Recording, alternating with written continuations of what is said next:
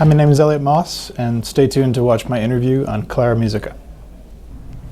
Elliot, thank you so much for being here with us today. We're so happy to have you here. Yeah, thank you for having me. So tell us everything about your new album. What is it about? How is it? Tell us. Yeah, well, so it's called How I Fell.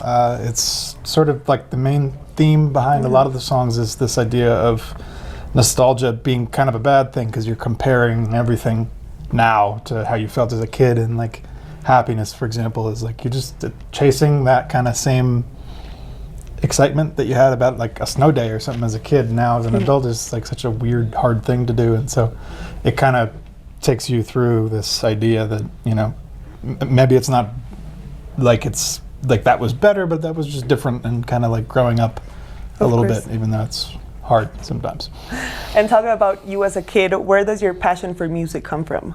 When did you say, this is what I want to do? That's really all I've ever done. I mean, my dad ran a recording studio for a long time, and I kind of grew up in there, like basically sitting on the couch listening to people working, and occasionally I'd go in and play on a session or something, and then kind of as I got older I would work on sessions and then started making my own stuff. So it was kind of like this linear progression where it just eventually I found myself making my own stuff, and I wasn't even really thinking about it, and I just sort of wanted to finish some songs. Nice. And I mean, it was sort of always going on. Nice. And okay, so we know your breakthrough in the music industry was almost 10 years ago with Slip. Wow. So how has your creative process changed over the years? So before maybe you would focus more on the bass, or now on lyrics or whatever?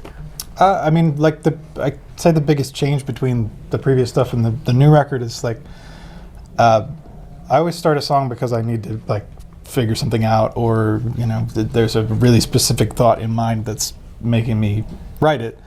And in the past, like if I come across like something that sounded cool, I go with that and like kind of get lost a little bit. And in the new stuff, it's like basically starting with a really, really good idea to write from, and like never breaking from it. And that way, like I always kind of knew where to go, and I didn't get lost as much. Like it like didn't require as much exploring to get to like what felt like a finished product like that. It's more emotional now. Yeah, definitely. I mean, and a little bit more connected, I think, throughout than, you know, things can maybe sound cool but not be quite as of course.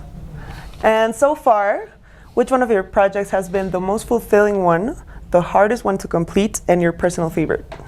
Hardest one to complete was probably Boomerang, because that was the second one. That's always the hardest. My favorite and what was the first thing? The most fulfilling one. Most fulfilling.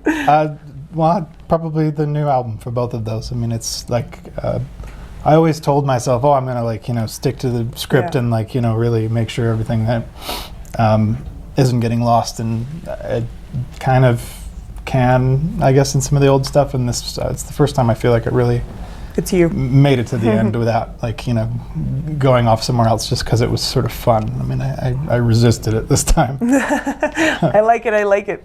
And how do you think the music industry scene for like this indie pop rock scene has changed over the years? Do you think it's easier now? Do you think that people like more of this stuff now than they did back then? How do you feel about that? I mean, I think the sort of like tools to share it and where we hear music's always changing, and there's always the next big thing, and I mean, that's how it's always going to be, I think. But like maybe the biggest difference is like how connected everybody is instantly now. It's not, I mean, not like something happens here and then like 3 months later it happens in another country. It's like all at once. So I mean, I think that maybe is on one side kind of harder to keep track of and understand, but it's also really cool that, you know, you're not really limited to geography anymore. Definitely. Yeah, and you have a really big fan base here in Mexico. Yeah, it's like, it's the coolest thing. And I mean, I was, you know, talking with my friend in the cab on the way over, and he's like, why do you think that is? I'm like, I don't really know, but I know that any Uber that I get into is playing one of my favorite records. Oh, nice. So I think that's kind of maybe a sign. Totally is. You have to come back more often. Yeah. just to ride around and listen to music. And what can we expect from Elliot Moss this year? What else is coming besides your album or shows? Tell us everything. Well, some remixes, more videos, and it's sort of shaping up to be a pretty big touring year, so we'll be all over. And so hopefully we can Fun year. see people out there. Thank you so much for being here with us. Yeah, thank you. And go listen to Elliot's new album on Claro Música.